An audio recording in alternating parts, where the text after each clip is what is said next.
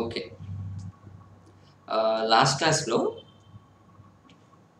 Commencement part వరకు చూసాం.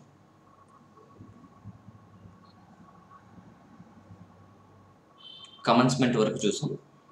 And now moving on to enactment. Sir what exactly meant by enactment? Enactment అంటే ఏం లేదు. It is any regulation, act, provision, section ఏదొస్తే అదంతా దాన్ని ఏమంటారంటే will call that as enactment. కొన్నిసార్లు లేకపోతే ఈ పర్టిక్యులర్ ఫోర్త్ పాయింట్‌ని విల్ సీ లేటర్. ఎందుకంటే ఇక్కడ న్యూ వర్డ్ కాల్డ్ రిపీల్డ్ అనేది వచ్చింది. First of all we need to know what exactly meant by repealed, so that after that we can relate that concept to enactment. So repealed అంటే ఏంటి అనేది చూద్దాం. Okay. So enactment అంటే ఏంటంటే it can be regulation of ఈ codes అంటే మీకు చెప్పాను, బాంబే కోడ్, మద్రాస్ కోడ్ అని చెప్పి part A, part B, part C states ఉంటాయి అని చెప్పాము. So Bombay code, Madras code, any provision content in any other act, a act loan or any act, we can call that as enactment. Any provision of that act we can call that as enactment. Fourth point we'll see later after we are done with the concept called repealed. Okay, now moving forward, section 3 అంటే ఏమని చెప్పుకున్నాం? 3 అంటే it talks about definition. It talks about definitions. ఏమంటున్నాడు చూడండి, good faith అంటే ఈ particular general clause act నేను ఏం చెప్పాను, when a word is not defined under any other act we can derive its meaning coming to general clauses act. అదే కదా చెప్పాను. సో ఎగ్జాంపుల్ కూడా ఏమనుకున్నాం, good faith is not defined in negotiable instrument act. That is the reason why we can take the definition of good faith from this act called general clauses act. ఇందులో వీడేమంటాడంటే good faith అంటే ఏంటంటే whatever you do either negligently or diligently, ఎలా అయినా చెయ్యు, but it must be honest. తప్పైనా చెయ్యి కానీ ఆనెస్ట్గా చెయ్యి. Honest. So you have done something honestly, whether it is done negligently or not. ఎలా అయినా చేయి బట్ ఆనెస్ట్గా చేసామంటే దాన్ని it will be called as good faith. దీనికి ఎగ్జాక్ట్ మీనింగ్ నేను I discussed in negotiable instrument act. మళ్ళీ గోయింగ్ ఫార్వర్డ్ ఇంకా దీనిలో డెప్త్కి వెళ్ళట్లేదు. నేను ఏమన్నాను, గుడ్ ఫెయిత్ అంటే ఏంటంటే నెగ్లిజెంట్గానే చేసావు బట్ ఆనెస్ట్గా చేసామంట, that will be called as good faith. So it is already defined in, అంటే we talked about this in negotiable instrument act. Negotiable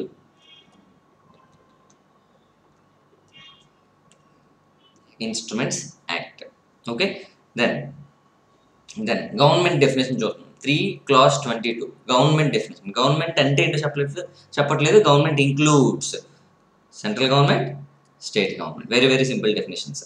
government securities అంటే ఏంటి, గవర్నమెంట్ సంబంధించిన సెక్యూరిటీస్ అంటే ఏమంటారు, it is a security issued by government, bonds అవ్వచ్చు, అలాంటివి ఏమైనా ఉంటే గవర్నమెంట్ డిబెంచర్స్, ఏవైతే గవర్నమెంట్ ఇష్యూ చేసిన సెక్యూరిటీస్ని, then if it is issued by central government or state government, then it will be called as government securities. But it shall not include the securities of the government. ఏ government అంట, any part B state. Part B స్టేట్స్లో ఏ వస్తాయి నేను మీకు చెప్పాను. Part B states కానీ if they issue any securities, then it won't be covered under the definition called central government or state government. Okay, this is point number 10. I hope you're all getting the point very very clear.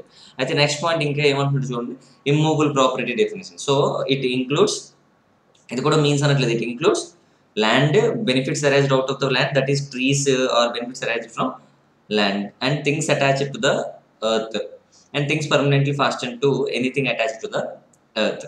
So simple definitions even. So land and benefits arised out of land. And imprisonment అంటే ఏంటంటే it means it is defined under Indian Penal Code Act 1860. ఇప్పుడు అందులోంచి తీసుకోమన్నాడు imprisonment definition. Go to Indian penal code act 1860 అంటే మిమ్మల్ని తీసుకెళ్ళి జైల్లో వేయడమే ఇంప్రిజన్మెంట్. సింపుల్గా చెప్పాలి, ఇండియన్ పెనల్ కోడ్ ప్రకారం జైలు ఏమంటారు, ఇంప్రిజన్మెంట్ అంటారు. నెక్స్ట్ పాయింట్, ఇండియన్ లా అంటే ఏంటి సార్? సో లాకి వీళ్ళు డెఫినేషన్ ఇచ్చారు, ఇండియన్ లాకి డెఫినేషన్ ఇచ్చారు, and it is exhaustive definition. ఇది ఇంక్లూజివ్ కాదు. మీన్స్ అన్నాడు అనమాట. మీన్స్ ఇండియన్ లా అంటే ఎనీ యాక్ట్, ఎనీ యాక్ట్ ఎప్పుడు పాస్ అవుతుంది, మనకు ఒక ఫ్లో చూసాం. ఎప్పుడు whenever it is it gets its assent from the president or governor and it is published in official gazette of India, అప్పుడు దాన్ని act అంటాం. కొన్నిసార్లు ఆర్డినెన్స్ మీనింగ్ కూడా స్టార్టింగ్లో చూసాం. ఆర్డినెన్స్ మీనింగ్ ఏంటి, కొన్నిసార్లు సీక్వెన్స్ ఏంటి చెప్పండి. ఫస్ట్ ఆఫ్ ఆల్ పార్లమెంట్లో ఇట్ మస్ట్ బి డిస్కస్డ్. పార్లమెంట్లో వాళ్ళందరి దగ్గర నుంచి అప్రూవల్ వచ్చిన తర్వాత it must be passed through parliament. దీన్ని ప్రెసిడెంట్ కానీ సైన్ చేస్తే అసెంట్ వస్తే then it will be called as act. అంతే కదా, పార్లమెంట్లోంచి పాస్ అవ్వాలి, ప్రెసిడెంట్ దగ్గర నుంచి అసెంట్ రావాలి, then it will be called as act. కానీ కొన్నిసార్లు ముందు ప్రెసిడెంట్ అసెంట్ వచ్చేస్తుంది, తర్వాత పార్లమెంట్ వస్తుంది అనమాట. So in between this time, అంటే ఇప్పుడు ముందు ప్రెసిడెంట్ అసెంట్ ఇచ్చేసాడు, ఆ నెక్స్ట్ ఏమైందంటే పార్లమెంట్ లోంచి పాస్ అయింది. ఈ in between this period we can call that as ordinance act. దాన్ని ఏమంటారంటే ordinance act. Ordinance act. So యాక్ట్కి ఆర్డినెన్స్ యాక్ట్కి డిఫరెన్స్ మీకు అర్థమవుతుంది. సో సీక్వెన్స్ ముందేంటి, first parliament, then go to president, parliament to president, దీన్ని యాక్ట్ అంటాం. అదే రివర్స్లో జరిగింది అనుకోండి, ఫస్ట్ ప్రెసిడెంట్ అసెంట్, తర్వాత parliament,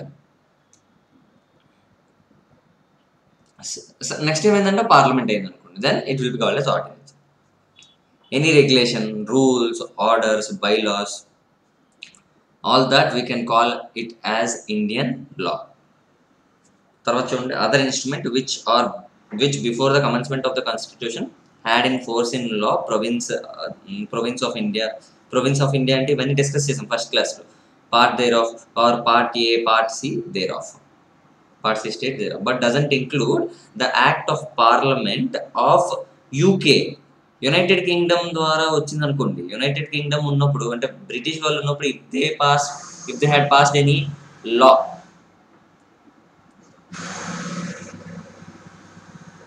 if they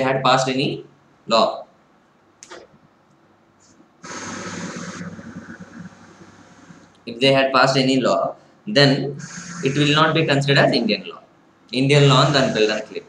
okay, and the next point,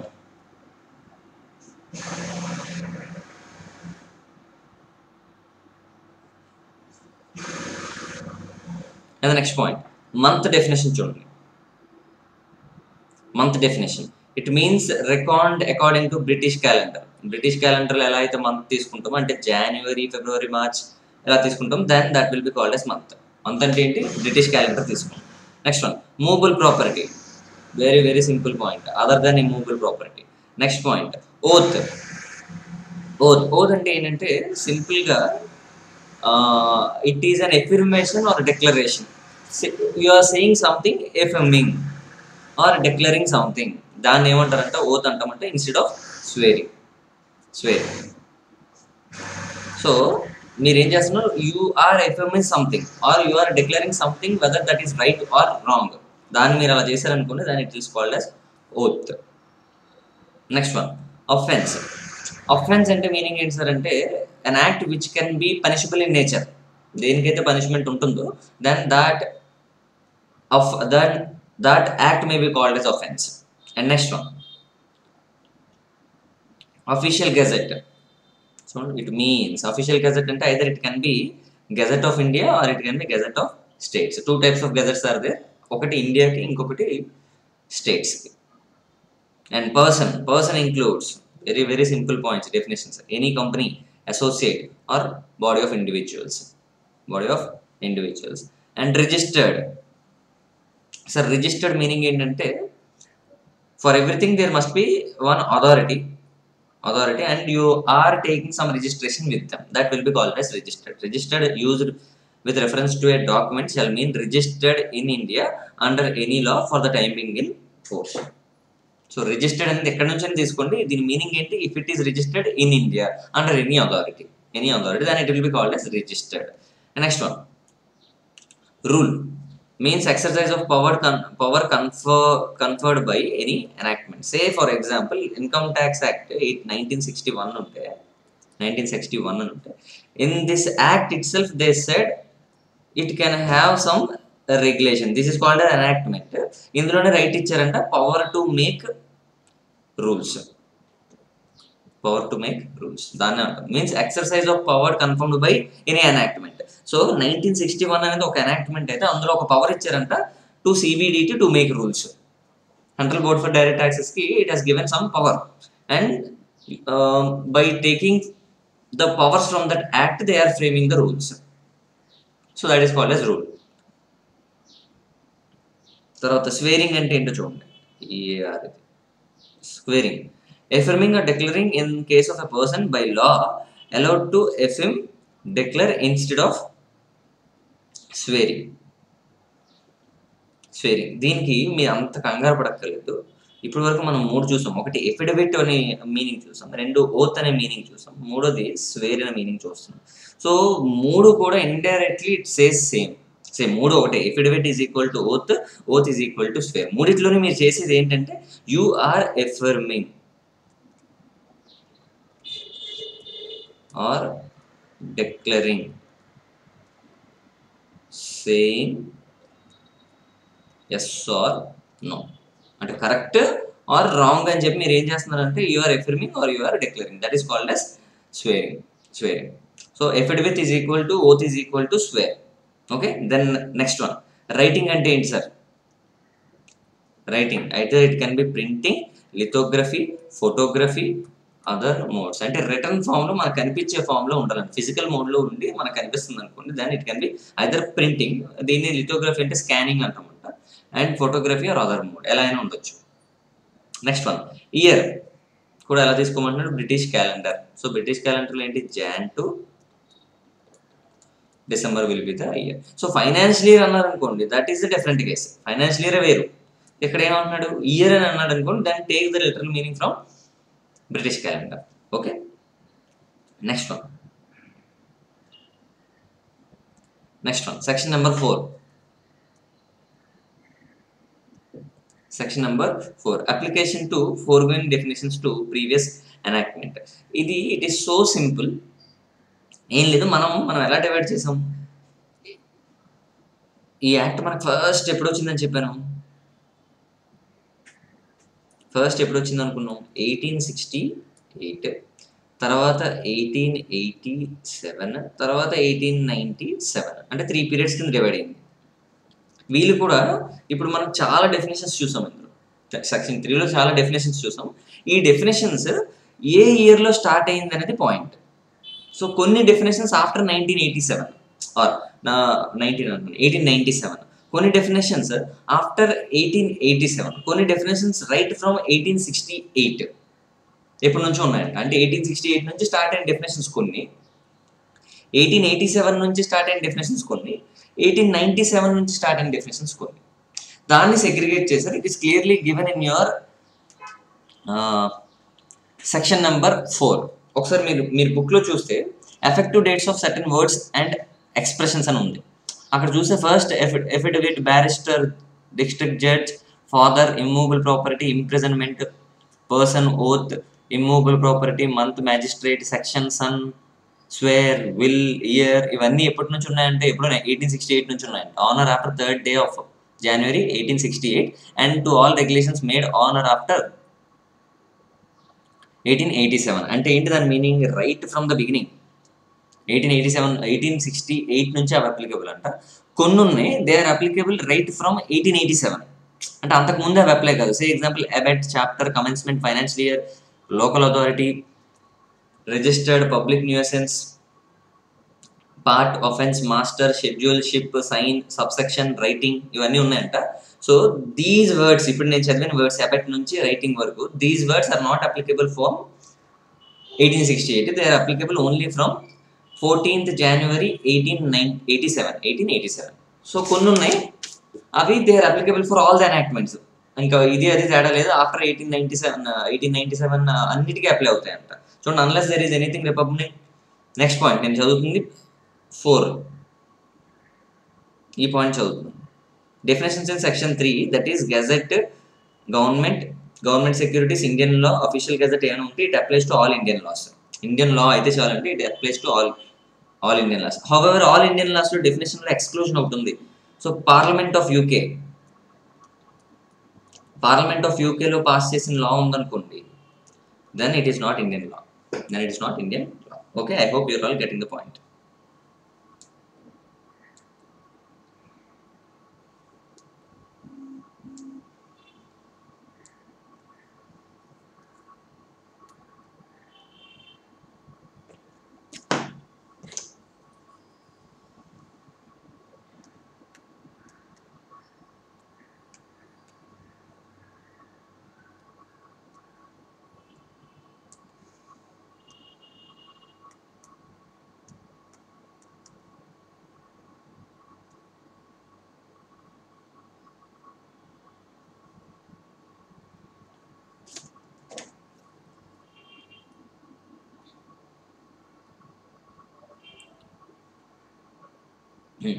ఇప్పుడు చెప్పండి. Section number 5. ఒక యాక్ట్ ఎప్పటి నుంచి ఎనాక్ట్మెంట్ అదే ఆపరేషన్లోకి వస్తుంది. ఒక ఎనాక్ట్మెంట్ అనేది ఏంటి? Say for example it is an act అనుకోండి. When it will be coming into operation is the next point. Whenever any central act has not specifically mentioned a particular date to come into force, ఏమీ చెప్పట్లేదంట, from this date it is going to be operative అని చెప్పి ఎక్కడ ఏం చెప్పలేదు అనుకోండి, then it shall be implemented on the date on which the assent of, ఎప్పుడైతే assent వచ్చిందో అప్పటి నుంచి. ఏ అసెంట్ అవ్వచ్చు? Either it can be act of parliament అయితే ప్రెసిడెంట్, పార్లమెంట్ వచ్చిన తర్వాత అంతా ప్రెసిడెంట్, అంతకు రాకముందు ఏంటి it can be governor general in case of central acts made before commencement of Indian constitution. Constitution వచ్చిన తర్వాత పార్లమెంట్ వచ్చింది, పార్లమెంట్ వస్తే ప్రెసిడెంట్ ఉంటాడు, లేకపోతే గవర్నర్ జనరల్ అని ఉండేవాడు. ఇవన్నీ మనం ముందే డిస్కస్ చేసాం. ఓకే, తర్వాత ఎఫెక్టివ్ డేట్ అది ముందు మాట్లాడింది మనం ఆపరేషన్లోకి ఎప్పుడు వస్తుందో, ఎఫెక్టివ్ డేట్ ఎప్పటి నుంచి కన్సిడర్ చేసుకోవచ్చు అని కూడా ఇచ్చారనమాట. If it is clearly mention or చూడండి అఫీషియల్ గెజెట్లో, if the specified date is mentioned in official గెజెట్లో కానీ అక్కడ స్పెసిఫై చేస్తే then effective date of enforcement ఈ స్పెసిఫైడ్ డేట్ ఆన్వర్డ్స్. అదే if it is not specified the date in the official gazette, the effective date of enforcement is from the date of notification issued in the official gazette. Say section number 132 అని ఒకటి ఉంది. ఏంటి? ఎన్ఎఫ్ఆర్ఏకి సంబంధించింది. NFRA 132 of companies act 2013లో 13 యాక్ట్లో they have formed this 132 section. NFRA అనేది ఒకటి constitute అవుతుంది, but A date అనేది చెప్పలేదు, అఫీషియల్గా వాళ్ళు ఏం చెప్పలేదు. సో 132 అనేది వచ్చిందా లేదా అనేది 2013లో లేదు. హౌఎవర్ వాళ్ళు అక్కడ పెట్టి ఉంచారు. 2018లో they have implemented this NFRA. అంటే దాని మీనింగ్ ఏంటి? 2018లో అఫీషియల్ గెజెట్లో సెక్షన్ 132 మస్ట్ బి ఇంప్లిమెంటెడ్ అన్నారు అనమాట. So the effective date of section 122 will be the official notification given in the gazette. అంటే ఏంటి? 2018లో వచ్చింది. So even though companies act 2013 నుంచి ఇంప్లిమెంటేషన్లో ఉన్నా, అందులో ఉన్న particular enactment that is nothing but section 133 has come into enactment from 2018 only after it is published in the official gazette as a notification. ఇది చెప్తాను point. Okay,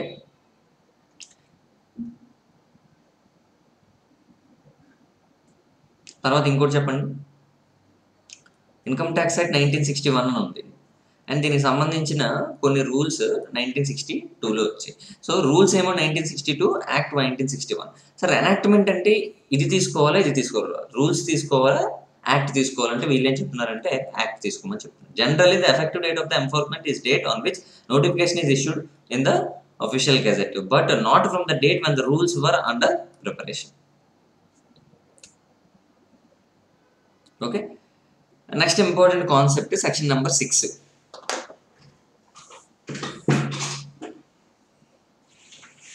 Section number 6.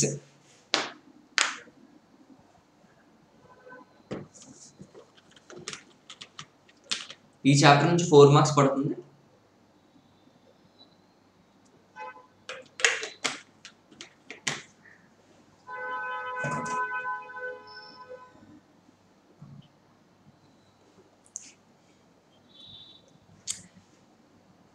Effect of repeal. Sir repeal అంటే ఏంటి sir? First of all repeal అంటే ఏం లేదు, taking back. Say for example 1956 companies act ఉండేది, 2013. So ఇది companies act 1956, 2013లో వచ్చింది కూడా కంపెనీస్ యాక్టే కాబట్టి it is the law relating to companies in India కాబట్టి then this 1956 will be called as it is repealed in 2013. అంటే టేకింగ్ బ్యాక్ అనమాట. అందులో ఉన్న కొన్ని ప్రొవిజన్స్ ని it can directly take or that entire act it can be repealed again. So 1956 కి they can make few changes and they can take from companies act 2013. అలా చేసేదాన్ని ఏమంటారంటే రిపీల్ అంటాం అనమాట. So this is called as in simple terms taking back.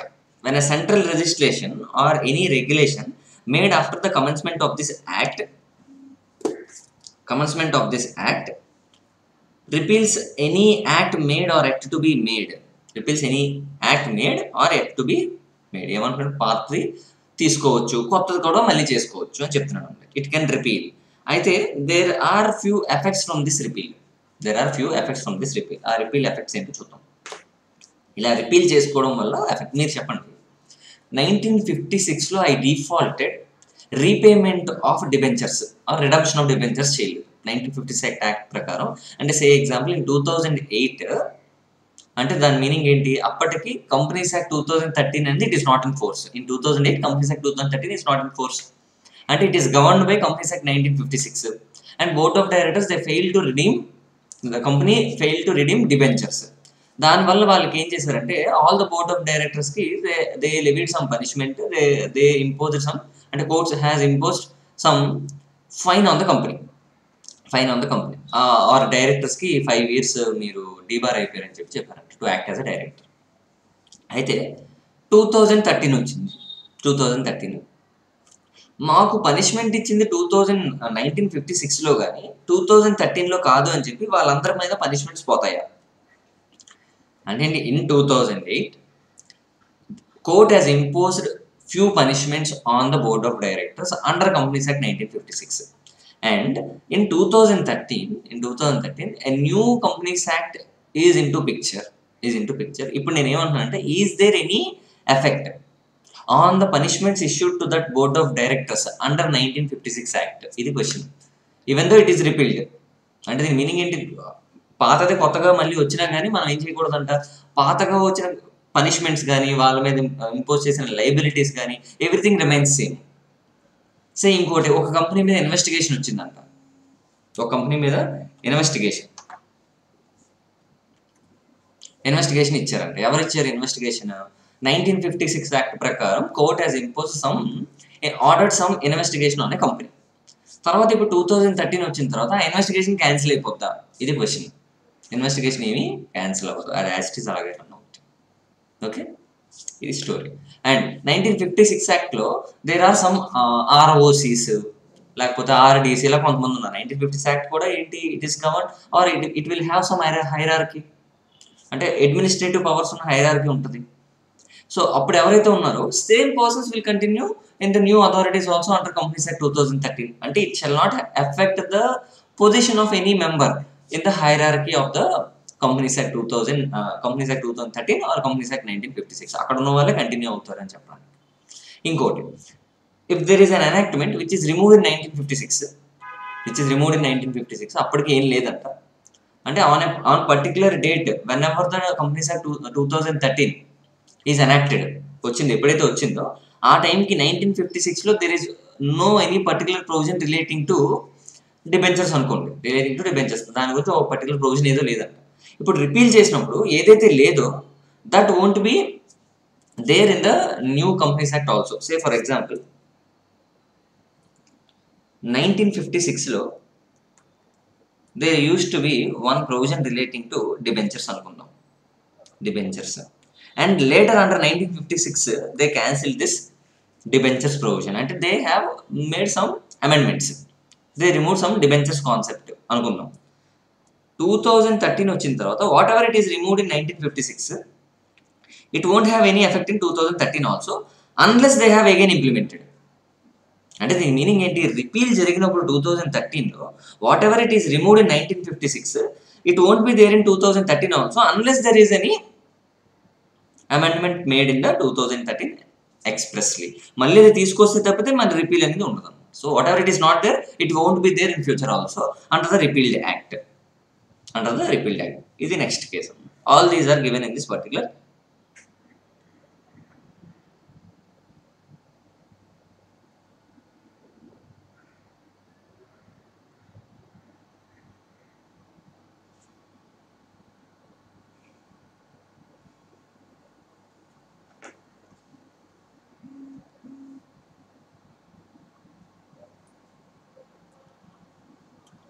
Okay.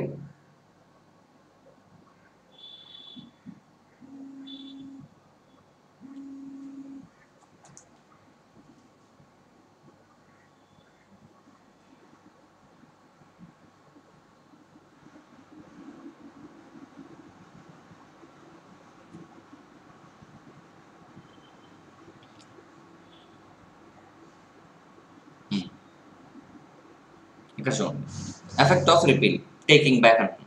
Wear any central legislation or regulation made under the commencement of this act, made after the commencement of this act అంటే 1897 తర్వాత కానీ ఏదైనా act చేస్తే, repeals any act made or yet to be made, the repeal shall not revive anything not enforced or prevailed during the period at which the repeal is effected. అంటే ఎప్పుడైతే repeal 2013లో తీసుకుంటున్నామో ఆ టైంకి ఏదైతే 1956లో లేదో అవి ఏవి రివైవ్ అవ్వవు.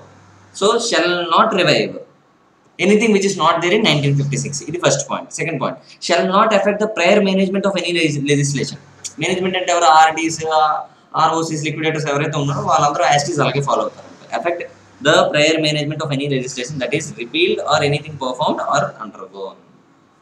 తర్వాత ఎఫెక్ట్ ఎనీ చైన్ అంటున్నారు, claim effect any claim, privilege, responsibility, debt oriented or debt obtained,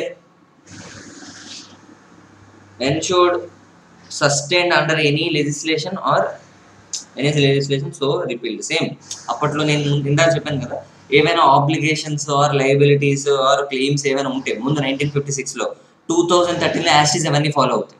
అంటే if there is any punishment, if there is any liability imposed on a company under 1956 act, everything will be repealed in 2013. It shall not affect any punishment, forfeiture, penalty sustain with regard to any offence committed as opposed to any legislation. So ముందు ఏదైనా punishment ఉంటే everything will be continued in 2013 also. It shall not affect any inquiry, litigation, remedy with regards to such claim. Enquiry ఉందంట దాని మీద, అంటే company మీద enquiry చేశారంట, or company మీద ఇన్వెస్టిగేషన్ పెట్టారంట. All these things will be still continuing under 2013 also. I hope you are all getting the point very very clear. This is about section number 6. దీనికి సంబంధించిన కొన్ని కేస్ లాస్ ఇచ్చాను, you can just go through. ఇది మీకు లేదు but just for understanding purpose నేను మీకు ఇచ్చాను. ఓకే,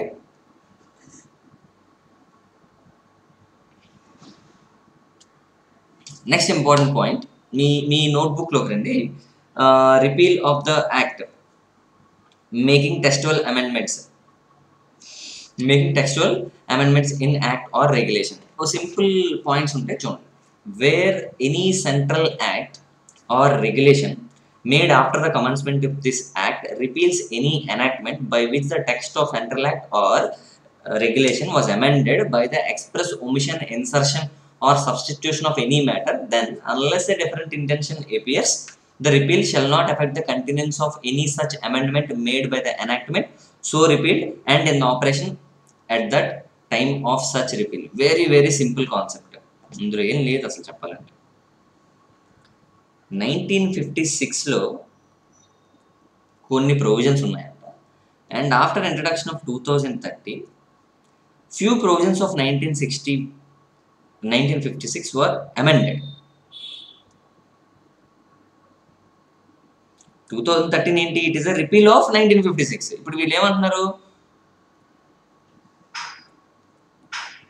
1956లో కొన్ని ప్రొవిజన్స్ని 2013లో అమెండ్ చేశారంట. అమెండ్ అంటే దాని మీనింగ్ ఏంటి, either it can be omission or it can be addition, ఏదో చేశారంట. దీనికి ఉన్న ప్రొవిజన్స్ ఏదో చేశారు.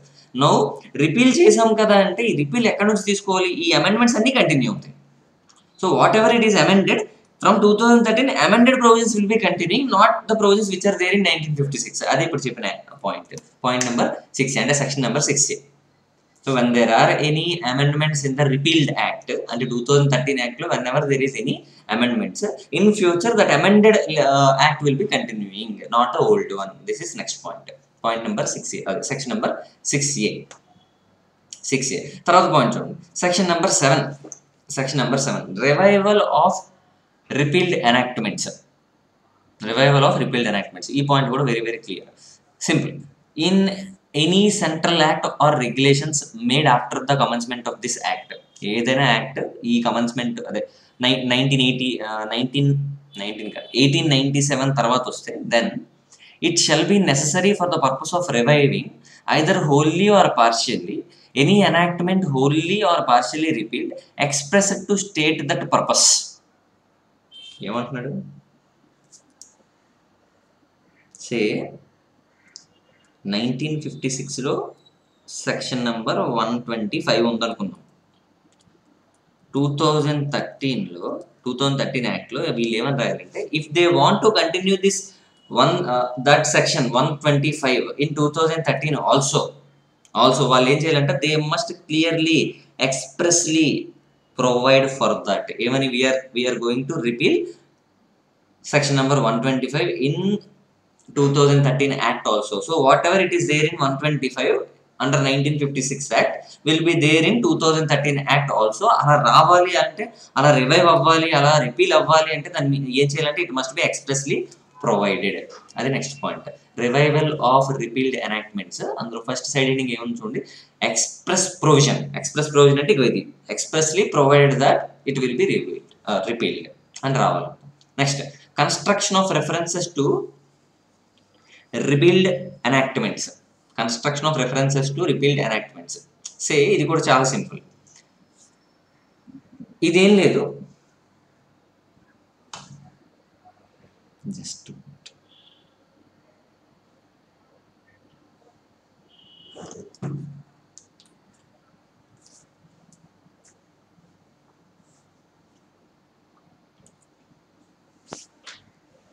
దీని పాయింట్ ఏమంటున్నాడు అక్కడ, హెడ్డింగ్ ఏముంది చూడండి, section number 8, construction of references to repealed enactments. Say 1956 ఉందంట. 1956 income tax 1961లో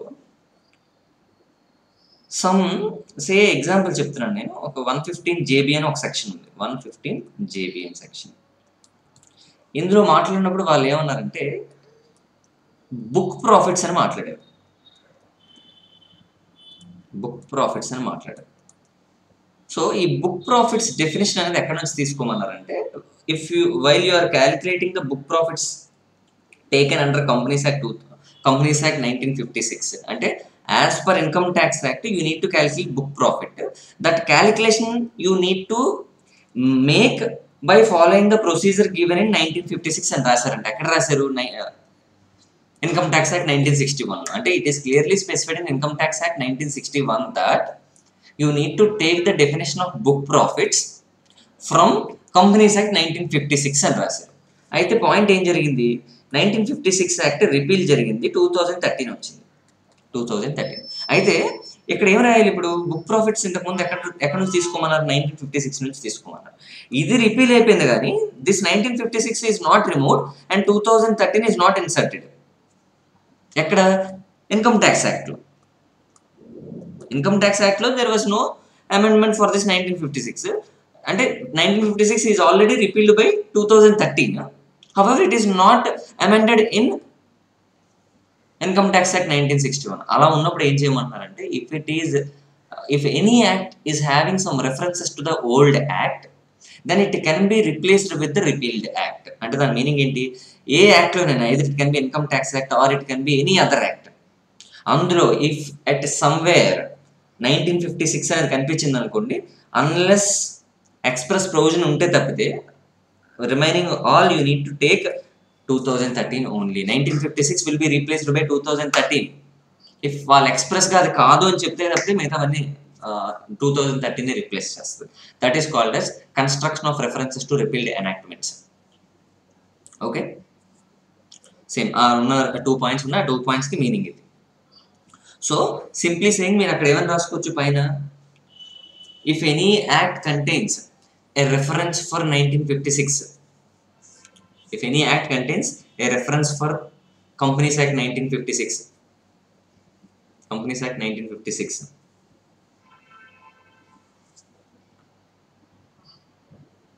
Companies Act 1956. Unless a different intention appears. Unless a different intention appears.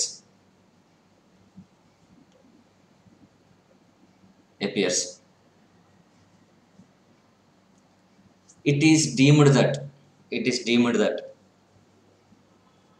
1956 is replaced by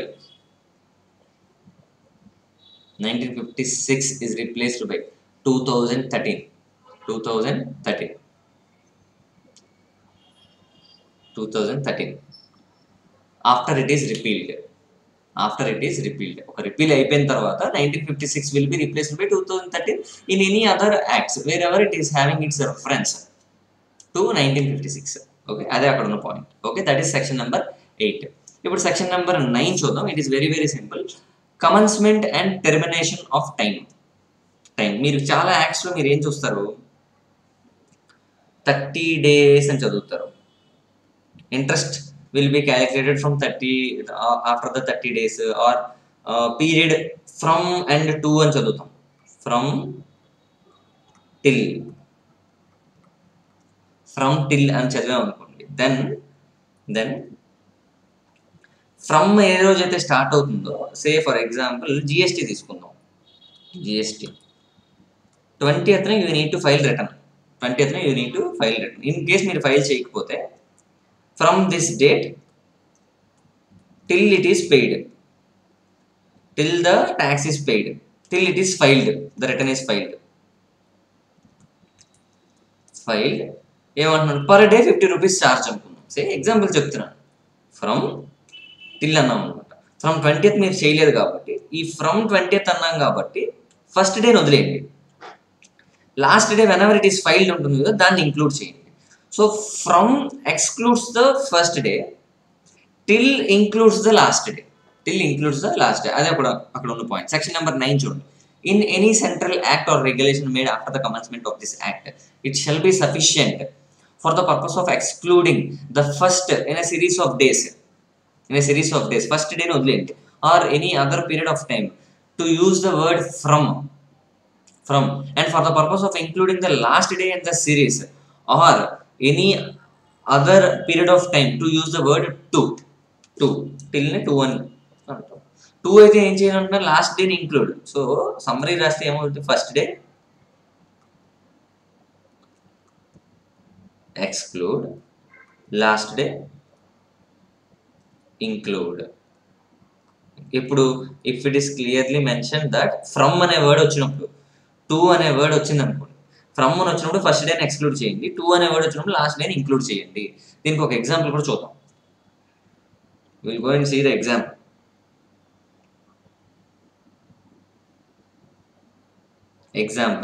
Declaration of dividend. If board declares dividend on 30/9/2016, it shall be paid within 30 days. 30 days లోపు pay చేయాలి, అంతే కదా.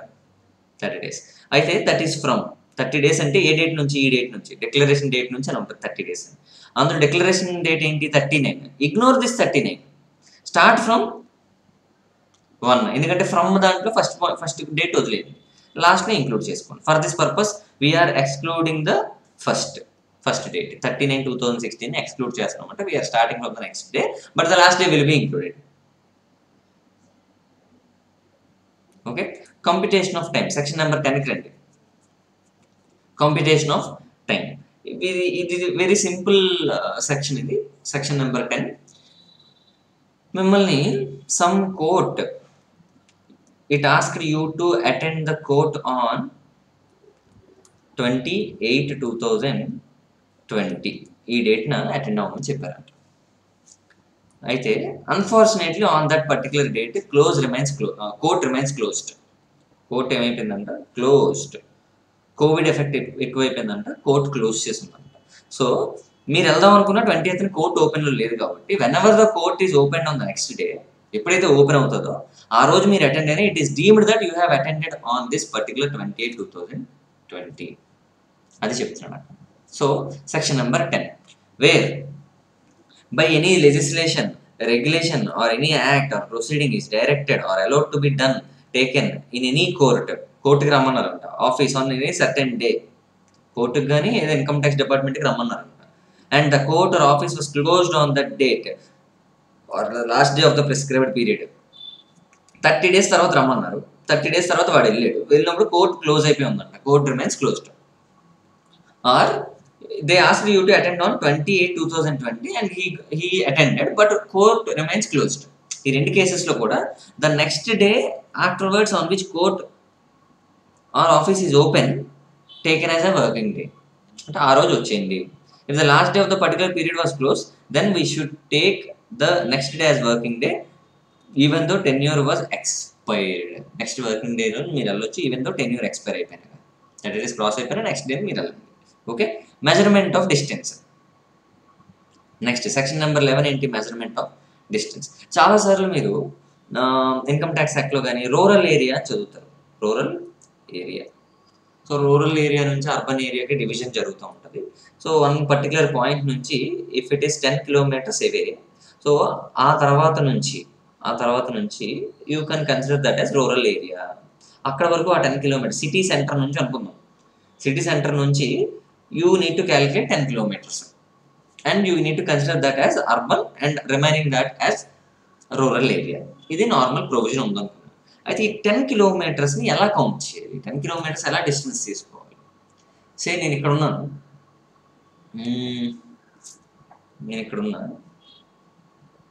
ఇది వాగ్దేవి,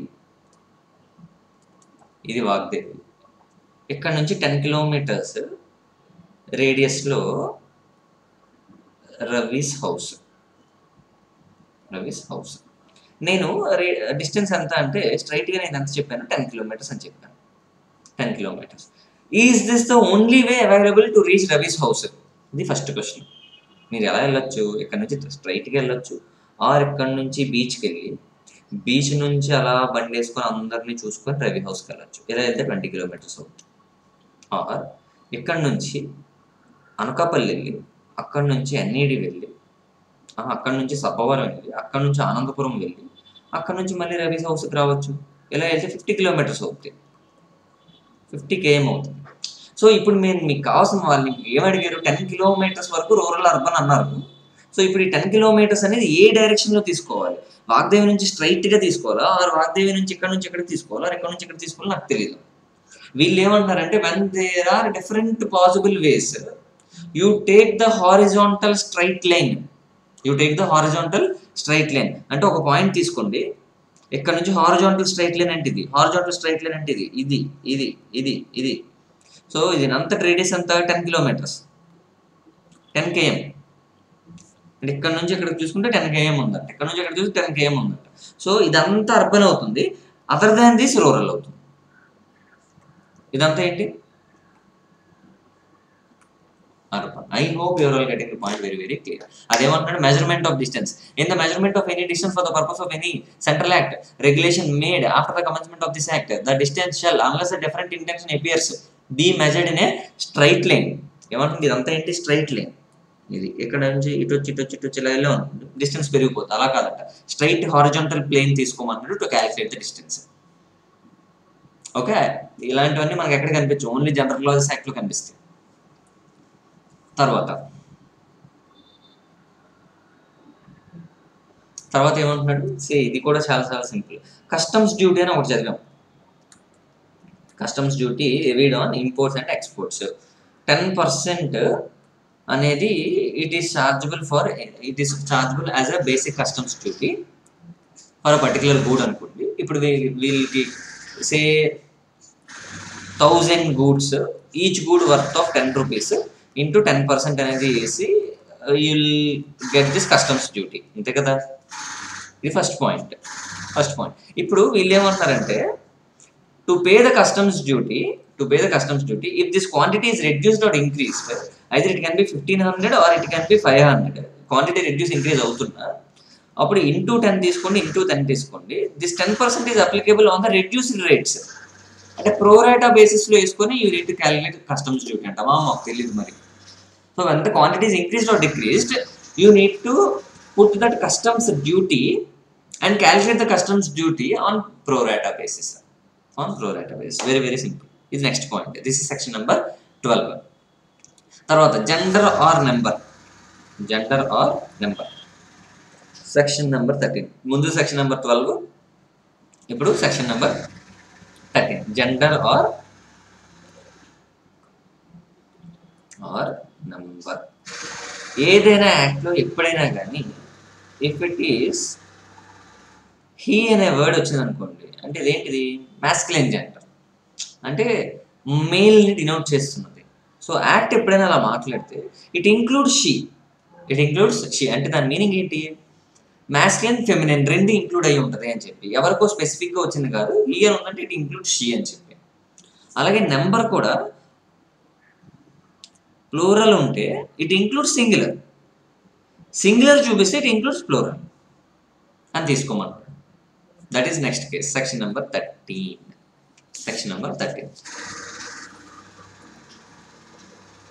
ఇది general sense. If క్లియర్గా వాళ్ళేంటి plural ఉంటే ప్లూరలే కావాలి, సింగులర్ ఉంటే సింగులరే కావాలని అక్కడ క్లియర్గా చెప్తున్నారు అనుకోండి, దెన్ అప్పుడేం చేయమంటున్నాడు, అదే తీసుకోవాలి. ప్లూరల్ అయితే ప్లూరల్ తీసుకోవాలి, సింగులర్ అయితే సింగులర్. అది ఏది చెప్పలేదు అనుకోండి, దెన్ ఏం తీసుకోమంటున్నాడు, plural can be substituted by singular can be substituted by plural. అంటే this meaning can be applied on that meaning can be applied on this. So this is section number 13. Section number 13. Section number 14 చూద్దాం. Section number 14. ఈ case ఏంటి, powers confirm to be exercisable from time to time. ఏమంటున్నాడు, 1956 యాక్ట్లో 1956 ఏదైనా act, companies act 1956 అవ్వచ్చు, income tax act 1961 అవ్వచ్చు, ఏదైనా, if this act gives any power to any authority, say commissioner you can do these things అని చెప్పి it has given some authority to commissioner. 1956లో ఏం చెప్పారంట, secretary of MCA you can do this అని చెప్పి some authority they have given to that secretary of MCA. ఇప్పుడు once the power is derived from the act, these people can exercise their powers time to time. ఎప్పటికప్పుడు వాళ్ళ పని వాళ్ళ పవర్స్ని exercise చేసుకుంటూ వెళ్ళిపోవాలి. అది నెక్స్ట్ పాయింట్, సెక్షన్ నెంబర్ 14. చూడండి, where by any central act or regulation made after the commencement of this act any power is conferred unless there is a definite intention appears that power may be exercised from time to time as occasion requires. Whenever it is required, their powers can be utilized అని చెప్తున్నాడు. This is section number 14. అవన్నీ మనకు తెలిసిందే. Section 15. Power to appoint to include power to appoint ex officio. ఈ point ఏంటో చూడండి. Where by any ex officio అంటే ఎవరో చూద్దాం. ఫస్ట్ ఆఫ్ ఆల్ అక్కడ టెక్స్ట్ చదవండి. Where by any central act or regulation a power to appoint any person to fill any office or execute any function is confirmed, then unless it is expressly provided, any such appointment, if it is made after the commencement of this act, may be either by name or by virtue of office. ఏమంటున్నాడు చూడండి. నేను say I'm taking one example. Section 125 ఏంటి, IEPF account. ఈ account గురించి మనం already discuss చేసాం. Investor education and protection fund. అంటే companies యాక్ట్లో కొన్ని ఫండ్స్ని will keep in this particular IEPF account. So IEPF అకౌంట్కి ఒక చైర్మన్ ఉండాలి. IEPF అకౌంట్కి ఒక రెస్పాన్సిబుల్ పర్సన్ ఉండాలి, చైర్మన్. సో MCA అనేది ఏంటి, మినిస్టర్ ఆఫ్ కార్పొరేట్ అఫైర్స్కి ఒక సెక్రటరీ ఉంటారు. వీళ్ళు ఏమని అంటున్నారంటే IEPF అకౌంట్ చైర్మన్ ఎవరంట, those persons who are acting as secretary for MCA. అంటే if secretary of MCA is appointed, automatically IEPF chairman will also be appointed. అంటే you are making an appointment for chairman of IEPF డైరెక్ట్గా అయినా చేస్తున్నామంట, or some ex officio. అంటే దాని meaning ఏంటి, ఇతను అంటే సెక్రటరీని అపాయింట్ చేసి automatically chairperson for IEPF will also be appointed అని చెప్తున్నాం. సో దానికి ఆ స్టోరీ చెప్పాడు. ఇప్పుడు చదవండి. Where by any central act or regulation a power to appoint a person to fill any office or execute any function is conferred, then unless it is otherwise expressly provided, any such appointment, if is made after the commencement of this act, may be made either by name or by virtue of office. ఏం చేయమంటున్నాడు? Either he can be directly appointed or ఈ office ప్రకారం కూడా ఇవ్వచ్చు. అంటే says for example it is one of the function, IEPF అనేది one of the function and it will have some chairman. ఈ chairman ఎలా అపాయింట్ చేయొచ్చు అంట? Either you can appoint directly or this position can be filled depending upon the position of the ex officio. Ex officio అంటే other అని అర్థం. So ఈ వేరే ఏదో ఆఫీసర్ని ఫిల్ చేస్తే ఇది ఫిల్ అవ్వచ్చు. 2 టైప్స్ మీరు ఎలా అయినా ఫిల్ చేసుకోవచ్చు. అదొన్న నెక్స్ట్ పాయింట్. ఇది section number 15. So virtue of office అంటే దాని మీనింగ్ ఏంటంటే X officio. Virtue of office అంటే ఏంటి? సెక్రటరీ అయ్యాడు కాబట్టి చైర్మన్ అయ్యాడు. అంటే ఏంటి? ఎంసీఏకి సెక్రటరీ ఉన్నాడు కాబట్టి ఐఈపిఎఫ్ ఎక్కడ చైర్మన్ అవ్వగలిగాడు. If is not the secretary of MCA he would not be the chairman of IEPF account. This is section number 15. General clause యాక్ట్లో 15, సెక్షన్ నెంబర్ 15 దగ్గర ఉంది. Okay, next point. Power to appoint to include power to suspend or dismiss. ఏమంటున్నాడు చూడండి. ఇప్పుడు ఇంకోటి say income tax యాక్ట్లో principal commissioner can appoint, example చెప్తాను, income tax officer అని ఉందనుకోండి. Principal commissioner shall appoint income tax officer అని ఉంటే దీని మీనింగ్ ఏంటంటే this appointment includes removal, suspension. అంటే the same person will have the removal rights, suspension rights కూడా ఉంటాయి. However, if express provision is there restricting his right to remove and suspend, అది లేకపోతే it is deemed that he is having some right to remove or suspend. Very very simple. This is section number 16. Section number 16. Now comes to section number 17. Section number 17. అదేంటి? Substitution of functionaries. Substitution of functionaries. ఈ point కూడా చాలా చాలా simple. ఇది say there is a company RIL which is governed under Companies Act 2013. Companies Act 2013. దీనికి MD Ravi, whole time director Kiran, CEO Ravi Kiran, వీళ్ళు ముగ్గురు వేరే వేరే పర్సన్స్ అనుకోండి. ఇప్పుడు కంపెనీస్ యాక్ట్లో మనకి ఏం చెప్పారంటే as per section 128 it is applicable for RIL. ఇప్పుడు ఏమంటున్నాడు? It is not talking about any particular Ravi Kiran or Ravi Kiran. వాళ్ళు ఏం చేస్తారంటే books of accounts must be maintained by the responsibility to maintain the books of accounts is with whole time director, managing director, CEO అని రాశారంట. అంటే దాని meaning ఏంటి? Instead of using names they are using the functionary names. అంటే ఏంటి? MD, whole time director, CEO అని use చేసుకోవచ్చు. అంటే దాని మీనింగ్ ఏంటి? ఇండైరెక్ట్ గా whoever is there in the place of MD he is responsible to take care of the books of accounts. అది next point. ఇది ఎవరు చెప్పాలా? ఇది నేను మీకు చెప్పాలా మళ్ళీ? Section number 17. జనరల్ క్లాజెస్ యాక్ట్లో అన్నీ ఏముంటాయి? జనరల్గా ఉంటాయి. అంటే మనకు తెలిసిన పాయింటే, అదే అక్కడ రాసాడు ఇంకో లాంగ్వేజ్లో. చూడండి. If any central act or regulation made after the commencement of this act, it shall be sufficient for the purpose of indicating the application of law to every person. Person పేర్లు చెప్పకుండా or number of persons for the timing executing the functions of an officer. దాని బదులు ఏం చేయొచ్చు అంట? To mention the official title of the officer at present executing the functions. Official name పెట్టుకుంటే చాలంటే ఆ పర్సన్ నేమ్ రాయక్కర్లేదు అని చెప్తున్నాడు. That is the next point, section number 17. Now comes to section number 18. Section number 18.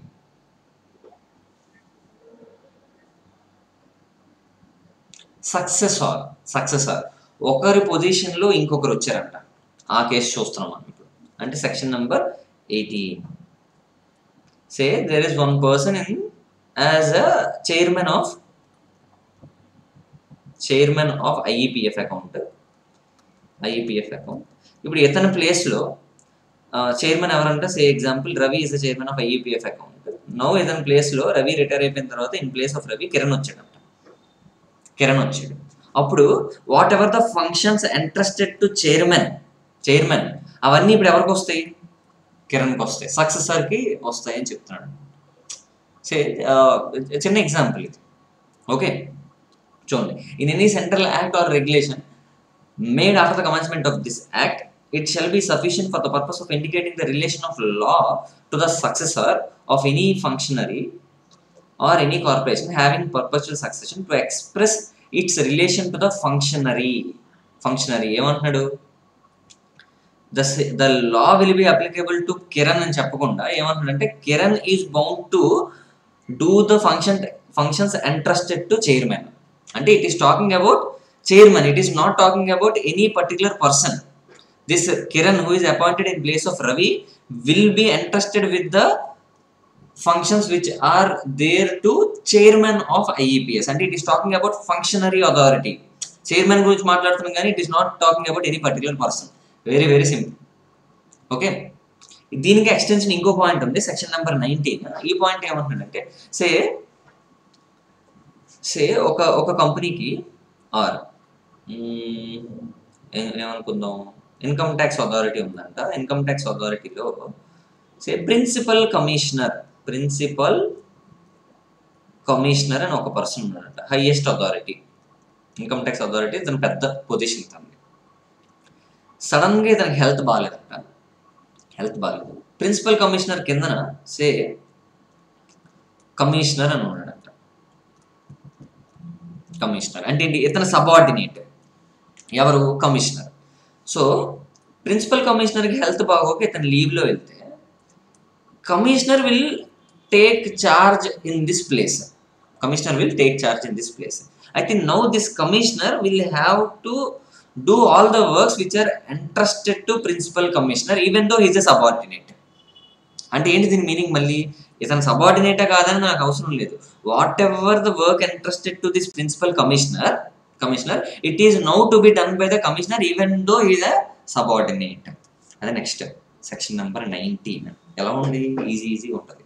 Official chiefs and subordinates. ఒకసారి అది అలా మీరు చదువుకోండి.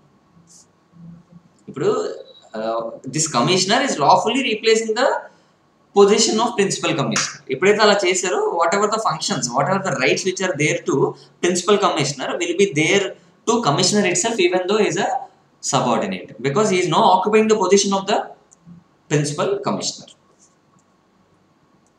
This is section number 19. Section 20. Construction of notifications etc. used under enactments.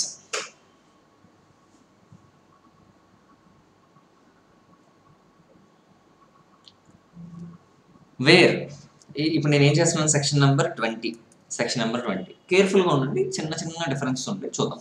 Wear by any central act or regulation a power to issue any notification order scheme. ఏమంటున్నాడు? కొన్ని words రాస్తాను చూడండి.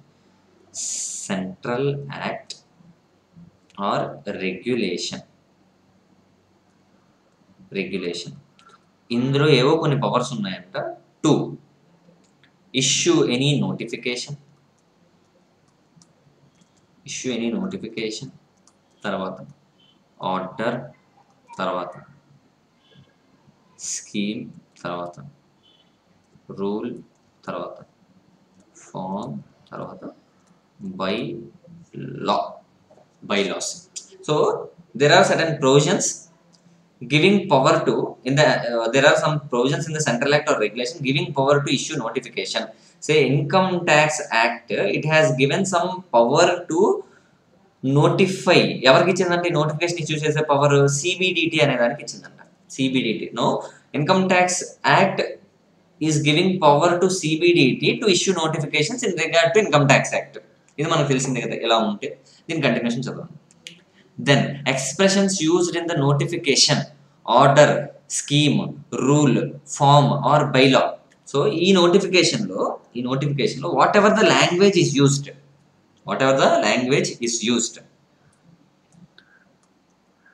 language used in this particular notification, order, scheme, ఈ language it shall be interpreted as we interpreted in the act. As we interpreted in the act అది చెప్తున్నాను అనమాట. The language we need to interpret the language which is there in the notification, order, scheme, rule, form, bylaw. అందులో ఉన్న లాంగ్వేజ్ని ఎలా interpret చేయాలి అంటే as if we are interpreting the central act or regulation. Central act or regulation. Okay, I hope you're all getting the point. చూడండి అక్కడ ఏముందో. If it is made after the commencement of this act, unless there is anything repugnant, it have the respective meaning as in the act or regulation conferring the power. అంటే దీని meaning ఏంటి? there are few definitions which are there in central act. అంటే there are some definitions. say person definition is different in income tax act, is different in GST act. రెండు persons definitions ఉన్నాయి. ఇప్పుడు now we are talking about the notification issued by CBDT. In that language they used some word called person. So ఈ person definition మనం ఎక్కడి నుంచి తీసుకోవాలంటే we need to take the definition of person from central act. Central act ఏది? income tax act. In case this notification is issued by CBIC, Central Board for Indirect Taxes and Customs, అప్పుడు ఈ person definition ఎలా తీసుకోవాలి? The main act ఏమవుతుంది? CGST అవుతుంది. CGSTలో person definition తీసుకోవాల్సి వస్తుంది. So ఇప్పుడు నేను ఏం చెప్తాను, the language which is used in the notification, order, scheme, rule, form, bylaw, ఆ లాంగ్వేజ్ని ఎలా ఇంటర్ప్రిట్ చేసుకోవాలంటే as if we are interpreting central act from where this notification has been issued, deriving the power. This is section number 20. Okay, next, the power to issue to include, power to add, amend, vary, assign notification, orders, rules or bylaws. ఈ point కూడా simple. Section number 21. ఇప్పుడు ఎక్కడ ఉన్నాం మనం? Section number 21. ఇదేమంటున్నాడు చూద్దాం. Section number 21లో ఏం చెప్తున్నాడంటే, ఇప్పుడు CBDTకి ఏమి ఇచ్చాం? CBDT shall have the power to issue notification. ఇదే కదా అనుకున్నాం మనం. ఇప్పుడు నేను ఏమంటున్నానంటే CBDT is having the power to issue the notification. Okay, this power to issue includes power to amend, power to vary, power to resign. అంటే దీని meaning issue చేసిందే మళ్ళీ రిజైన్ చేద్దాం అనుకుంటున్నారు, క్యాన్సిల్ చేద్దాం అనుకుంటున్నారు. So this issue will include the power to amend, vary, resign unless there is a different intention appears to be. అదొందా? This is section number 21. చూడండి అక్కడ సెక్షన్ నెంబర్ 21లో ఉంది. Okay, next section number 22. Section number 22 దీని meaning ఏంటో చూద్దాం. దీనికి already నేను ఒకసారి ఒక ఎగ్జాంపుల్ కూడా చెప్పేశాను. ఏం ఎగ్జాంపుల్ చెప్పాను? 2013 ఉంది. 2013లో సెక్షన్ 132 అనే సెక్షన్ ఉంది. NFRA, national financial reporting authority. అంటే central government shall have the power to form NFRA అని చెప్పి ఎక్కడ ఉందంట? సెక్షన్ 132 ఆఫ్ కంపెనీస్ యాక్ట్ 2013లో ఉందంట. However, this section is not enacted till 2018. 2018 వచ్చినంత వరకు ఈ సెక్షన్ ఎనాక్ట్ అవ్వలేదు, even though it is there in 2013. అంటే దాని మీనింగ్ ఏంటి? ఇట్ ఈస్ పాస్డ్ 2013లో this 132 is passed, but it is not enacted till 2018. వీళ్ళు ఏమంటారంటే this 132 even it is there in 2013, but it shall have its effect only after it is been enacted in 2018. అంటే దీని meaning ఏంటి? From 2018 only we need to take the literal meaning, or you need to take the provisions which are there in section number 132. So in 2016 there is no relevance of section number 132. అది చెప్తున్నాడు అన్నమాట. అంటే దాని meaning ఏంటి? An act is passed in 2013 and there are few provisions in that 2013 and these provisions can be enacted or shall have its effect only after they are enacted by notification.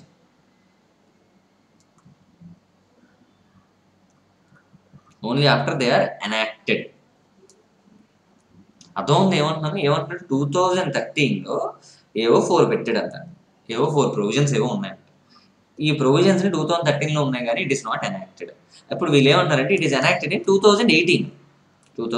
Example ఏమన్నా 132. Now this 132 will not have any effect in the period between this act date and enactment date. ఈ మధ్యలో it will not have any effect. ఇది section number 22. అక్కడ మీరు రాసుకోండి, ఏమని రాస్తారు example అని రాసుకోండి. As per section 132 of companies act 2013. Section 132 of Companies Act 2013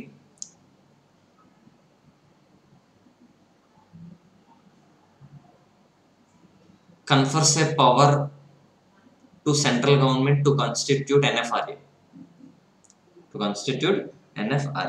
NFRA పెట్టడానికి రైట్ ఎవరికి ఇచ్చారు? CG, central government.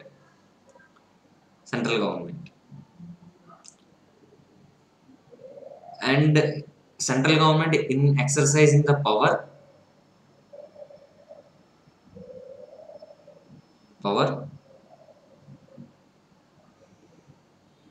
enacted section 132 in May 2018.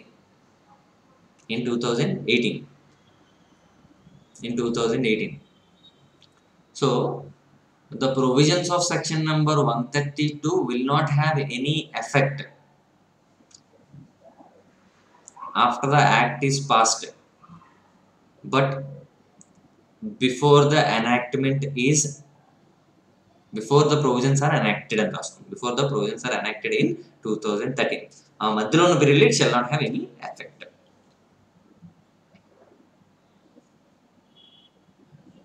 This is section number 22.